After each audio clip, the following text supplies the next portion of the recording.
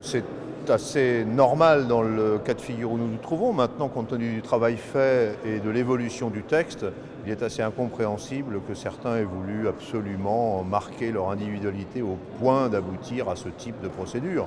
Je vise là très clairement quelques amis du groupe socialiste qui ont mis en avant leur positionnement personnel en vue d'autres instances par rapport à un texte qui, sur le fond, a donné des garanties à leurs inquiétudes qui étaient légitimes au début, mais qui ne le sont plus aujourd'hui. L'article 49.3, il faut le dire aux Français, ça consiste à faire passer au forceps une loi pour laquelle on n'a pas de majorité. Donc là, le constat aujourd'hui, c'est qu'il n'y avait pas une majorité de gauche pour voter la loi Macron, probablement parce qu'elle n'est pas bonne pour les salariés, elle ne garantit pas suffisamment contre les conséquences de l'extension du travail le dimanche, elle n'est pas non plus fameuse pour l'économie. On voit bien qu'elle créera des emplois, mais elle va aussi en détruire beaucoup dans les commerces de proximité.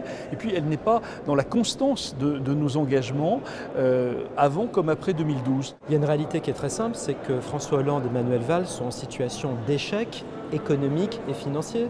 Depuis 3 ans que François Hollande gouverne le pays, il y a 570 000 chômeurs de plus, il y a 200 milliards d'euros de dettes en plus et il y a eu 40 milliards d'euros d'impôts en plus. Il y a un blocage économique et financier.